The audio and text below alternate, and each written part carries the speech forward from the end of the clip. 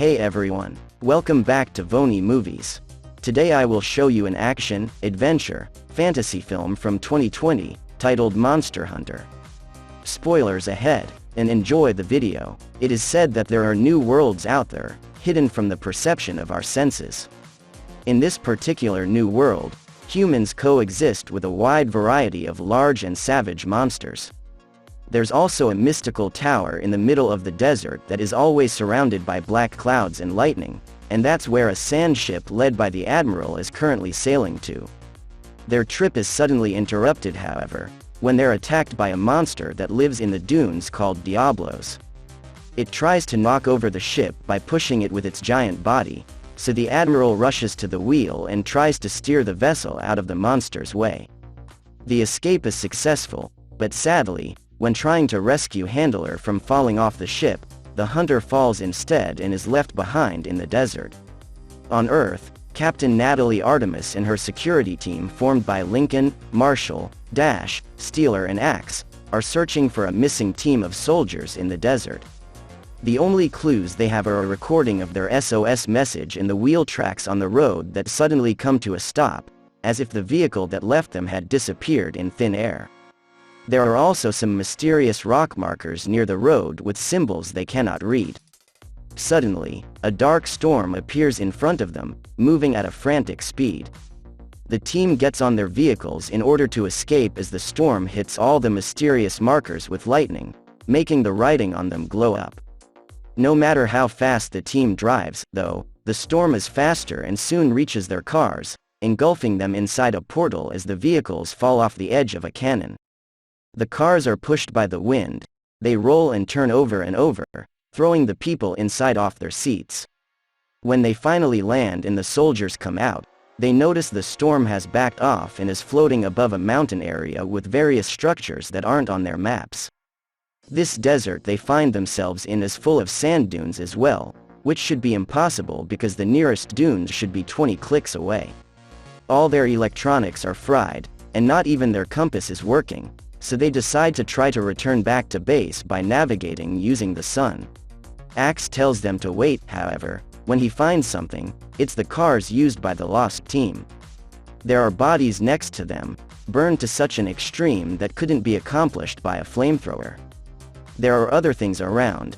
Glass shards, which indicate something exceedingly hot having melted the sand, and empty bullets, which means the dead soldiers defended themselves from something.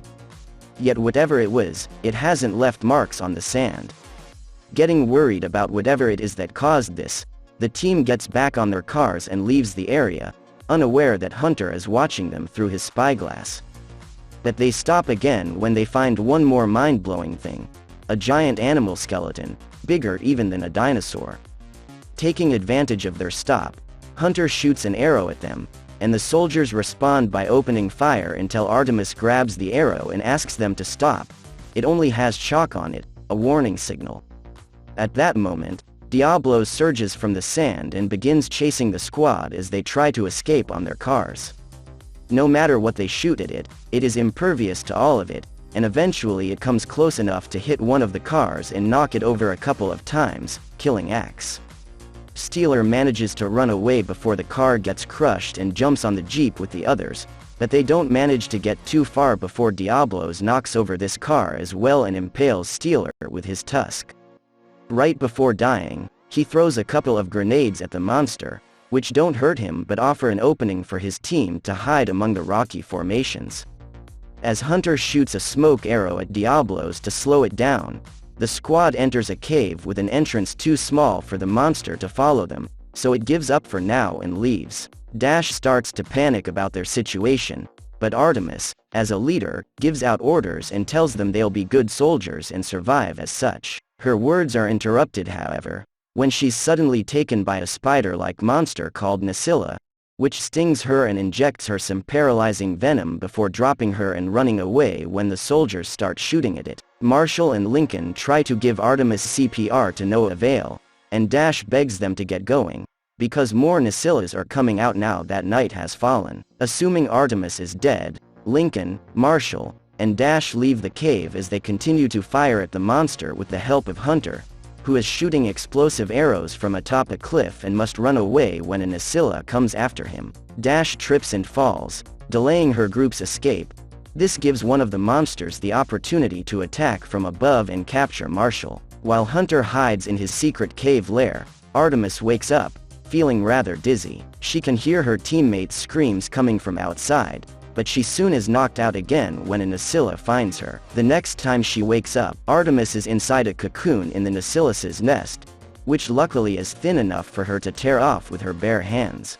Once free, she notices she is surrounded by bones and more cocoons holding the bodies of Dash and Marshall. Fighting off the dizziness and the pain, Artemis picks up her teammate's fallen pouch and retrieves 2 flares, an oxygen can, and a bunch of bullets. Using one of the flares as both defense and light, she walks down some kind of hallway made of spider web and is suddenly startled by Lincoln, who can't feel his arm and is suffering from chest pain. Unaware that the monsters are following them, Artemis helps Lincoln walk towards an exit when her flare goes off. In the time it takes her to turn on the other one, an Ascilla appears in front of them, which Artemis keeps at bay with her new flare. Things get complicated, though, when Lincoln feels more pain on his body and tears off his shirt only to find out there are hatching eggs on his wound. The Nacilla grabs him and takes him away, and when it tries to do the same with Artemis, she lights it on fire by combining the flare with the oxygen can, causing the whole nest to burn.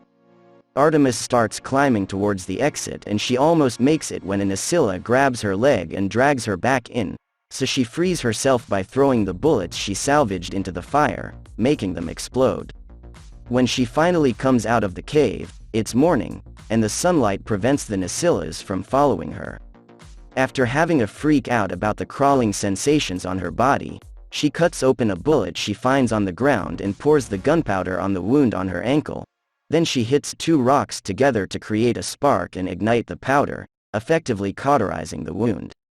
Afterward, she goes up the hill to get a better understanding of the area, but she only sees desert all around her and the storm that brought her here far on the horizon. That could be her key to returning home, but there's something she needs to test first. She throws a rock and throws it in the sand, causing Diablos to come out with a furious roar and leave quickly when he doesn't see her. Artemis continues her exploration of the rocky area while Hunter follows her from afar and finds a shipwreck, which for a second makes her think she may find water, but the keg only has sand in them. When she enters the remains of the ship, she's jumped on and grabbed by Hunter from behind, but she reacts quickly and begins a hand-to-hand fight. Both of them are incredibly skillful fighters that keep each other on their toes, but while Artemis manages to stab Hunter on his shoulder with his own knife, he still manages to overpower her and win the fight. After tying up her hands, he takes Artemis to his cave lair, trying to make her walk faster before night falls and the spiders come out again. Artemis falls to the ground and picks up a glass shard without him noticing before she's picked up again and taken away. At the cave, Hunter drinks some water from a special contraption he made and eats moss from the rocks, but he doesn't share anything with Artemis, and when she tries to talk, he makes her stay silent because the Nacillas are outside, trying to dig their way in. Afterward, Hunter makes a special salve for the stab wound on his chest and prays to 2 little figurines he carries with him, unaware that Artemis is only pretending to be asleep and is actually working on cutting the ropes on her wrists with the glass shard. The next morning, Hunter goes out to check on the storm and the monsters, and when he returns, he doesn't find Artemis where he left her, falling for her ambush. After hitting him and tying him up, she tries to drink from his water, but he kicks off the contraption so she can't have it. They cannot communicate because they speak different languages, so Artemis responds by destroying his little altar, which makes him furious. Hunter jumps on her and they begin to fight again, and all the moving around and rolling takes them out of the cave. Since they can't control the rolling, Hunter falls into a hole that takes him to the Nacillus's nest, but Artemis catches him just in time and drags him back up before cutting the ropes that tie him off. Trying to show she isn't his enemy, she offers him some chocolate as a peace offering, which he tries and loves the taste of. In return, he lends her his water skin, which she drinks from before following him to the edge of the hill area. There, they manage to communicate a little. They both want to go back into the storm, but Diablos is in the way. Artemis thinks they should go back to her military cars and retrieve their weapons, but Hunter disagrees. Guns are useless against monsters. Instead, he takes her to the entrance of the Nausilus's nest to explain his idea.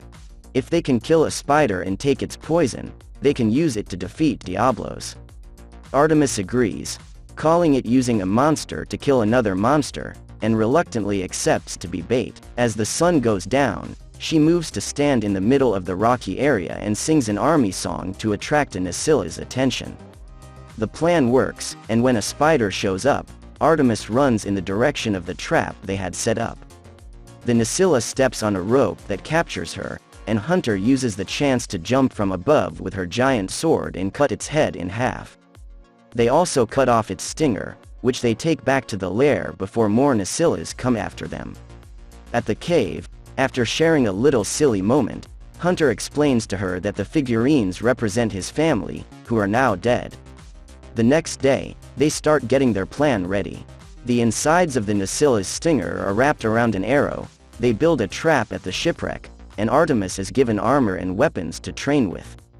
One is similar to a grappling hook. The other one is a set of dual blades that can be lighted on fire when pressed together.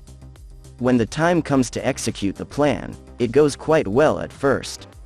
They release a makeshift catapult that sends a keg flying and it lands in the middle of a dune, causing Diablos to come out at a safe distance from them. Artemis and Hunter start running towards her army vehicles with Diablos chasing after them, but they are forced to stop when the monster hides under the sand. Hunter decides to act as bait while Artemis goes to retrieve her weapons, but during his run, he accidentally drops the pouch with his family figurines. When he comes back to pick it up, Diablos take the chance to come out and knock him off. Hunter wastes no time and shoots the venomous arrow right into its eye. This enrages Diablos and makes it go faster after him, but Artemis distracts it by shooting the car's machine gun.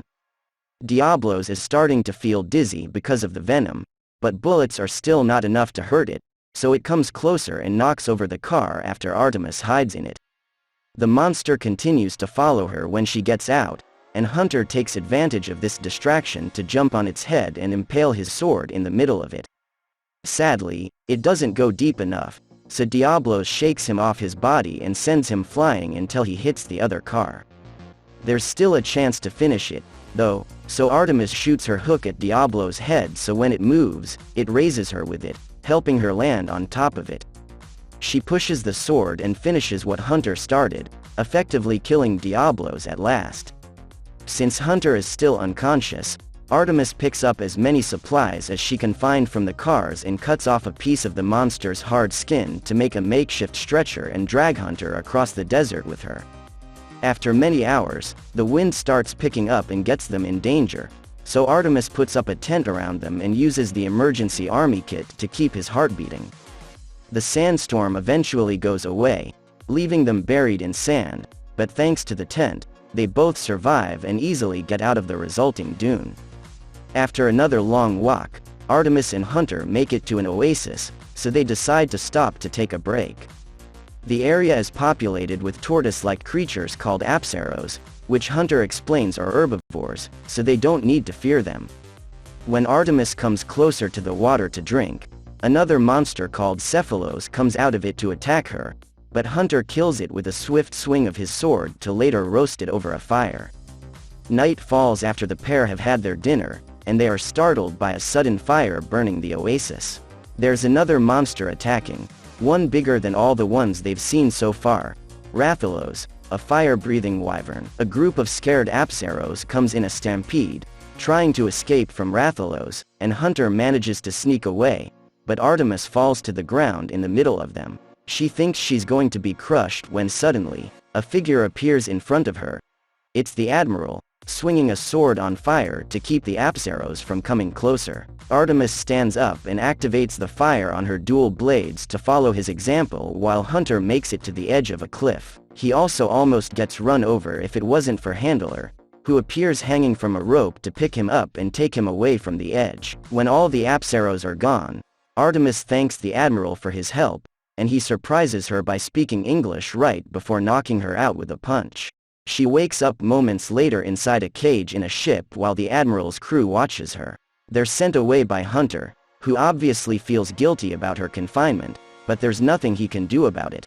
After he's gone too, Artemis notices there's a hatch on the floor of her cage, so she uses the bench to destroy the lock, open the door and sneak into the kitchen. When she tries to steal a knife, she's startled by the Admiral's cat-like companion and official chef, the Palico, who doesn't let her take anything. It is then that Hunter arrives with good news: Artemis is free now. He takes her to see the Admiral, who apologizes to her for the misunderstanding and removes her shackles before explaining why he did so in the first place. The Admiral is afraid of her world and what it could do to this one. Artemis isn't the first one that has crossed over, and it was from previous visitors that he picked up her language. The thing responsible for all this is the Sky Tower, which lies at the peak of the mountain surrounded by the storm. It's a remnant of an ancient civilization, pretty advanced and dangerous. These ancients knew how to travel between worlds, but they're extinct now because technology turned on them, and the Admiral suspects Earth may have something to do with it. They're on their way to investigate the tower, but Rathalos is a dangerous obstacle. The Admiral proposes that if Artemis helps them defeat them, they'll help her get home in return, so of course Artemis accepts. The crew leaves for the mountain at dawn, and they make it to the tower after a long, arduous climb. The Sky Tower is standing on lava, and they think that's what powers it, allowing it to control the storm and create a gateway to her world, which looks rather unstable. As soon as they take some steps towards the tower, they find glass shards on the ground, meaning Rathalos is close. After the Admiral reminds them the Wyvern is weak right before it breathes fire, the team splits and gets ready to fight. Rathalos burns some of the members of the crew before landing between them and the tower. The Admiral is the first one to go after it, with Artemis and Hunter following him closely, all of them having their weapons on fire to be able to do any damage. Other crew members try to help as well, but Rathalos pushes them away while the tower starts lighting all the special markers around it, matching the ones Artemis had seen in her world. While they do manage to land a couple of hits, their damage isn't enough to take down the creature. Rathalos chases Artemis with fire until she's forced to jump off the cliff, only to fall into a portal and land back in her world. An army rescue group appears to help her, claiming they've been looking for her unit for a while. After putting her on a stretcher and taking her to their plane, they take off, but they don't manage to go too far. The storm appears above them again and Rathalos comes flying into this world. The monster destroys the plane and makes it crash before going after the other vehicles. Not being bothered by the shower of bullets the soldiers are shooting at it and killing them all by breathing fire on them or even eating them. Artemis, who's managed to survive the crash, sees all this and comes up with a plan. After grabbing 2 flares from the wrecked plane, she runs towards Rathalos and shoots her hook at its wing, stabbing it with his knife when she is dragged closer. This enrages the beast, which is about to breathe fire on her for what she did. Artemis uses this chance to light the flare on fire, burning her hand on the process, and tosses it into Rathalos' open mouth, burning it from the inside. Sadly, this is still not enough damage to kill the monster. It raises again, ready to attack Artemis, but it's interrupted by Hunter, who starts shooting some of his explosive arrows. One of them manages to get inside Rathalos through a wound left by the flare, and this is the final hit needed to kill the beast at last. The Admiral arrives after that, telling her they came because they couldn't let the monsters destroy her world. The Sky Tower has opened another portal, and there is a creature called Gormagala on top of it, so Artemis decides to go back to the other world with them to destroy the tower and end this cycle once and for all. She, Hunter, and the Admiral go after the new monster, pushing it back into its world as the chef Palico joins the fight. Unknown to them, a mysterious cloaked figure observes the battle from the top of the tower. In the end, if you like this video, please press like and subscribe to help the channel and turn on the notification. Thanks for watching.